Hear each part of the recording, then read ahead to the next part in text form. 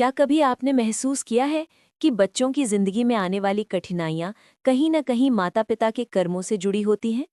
क्या सचमुच ऐसा होता है कि अगर माता-पिता ने पुण्य किए हों तो संतानों को उसका सुख मिलता है और अगर पाप किए हों तो उसका बोझ भी बच्चों को उठाना पड़ता है? ये प्रश्न सदियों से लोगों के मन को विचलित करता आया है। हमारे शास्त्र कहते हैं कि हर जीव अपने कर्म का फल स्वयं भोगता है, लेकिन साथ ही ये भी मानते हैं कि परिवार और वंश का असर भी जीवन पर पड़ता है।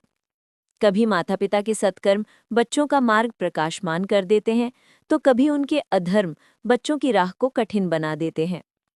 तो क्या बच्चों की पीड़ा वास्तव में उनके अपने कर्मों का परिणाम होती है, या फिर ये माता पिता के अधूरे कर्मों का असर है? और सबसे महत्वपूर्ण, शास्त्र इस विषय में हमें क्या मार्गदर्शन देते हैं? आइए आज हम विस्तार से जानेंगे कि कर्म और वंश का ये रहस्य क्या है और संतानों पर माता-पिता के कर्मों का असर वास्तव में किस प्रकार पड़ता है। व्यक्तिगत कर्म का सिद्धांत।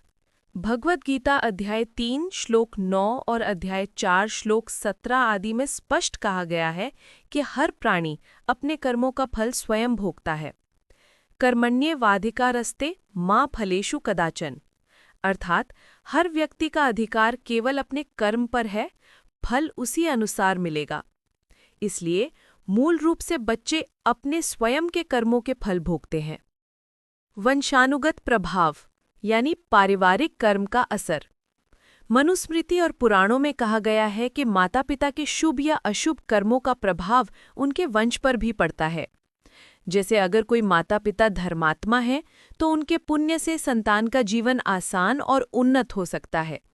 वही पाप कर्म करने वाले माता पिता की संतान को जीवन में कठिन परिस्थितियों का सामना करना पड़ सकता है।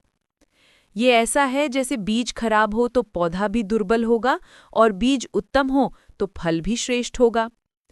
ऋणानुबंध यानी पूर्व जन्म के संबंध। गरुड़ पुराण और अन्य ग्रंथों में वर्णन है कि संतान और माता पिता का रिश्ता केवल इस जन्म का नहीं होता, बल्कि पूर्व जन्म के ऋणानुबंध के कारण बनता है। कभी बच्चे माता पिता के पूर्व जन्म के कर्मों का हिसाब चुकाने के लिए जन्म लेते हैं।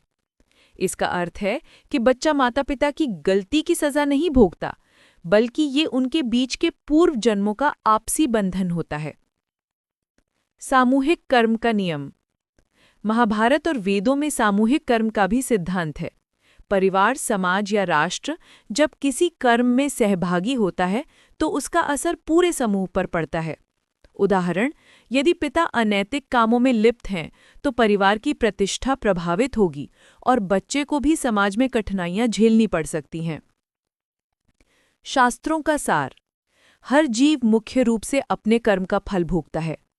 माता पिता के कर्मों का अप्रत्यक्ष असर संतानों पर जरूर आता है, जैसे वातावरण, संस्कार, सामाजिक छवि और कभी-कभी ऋणानुबंध।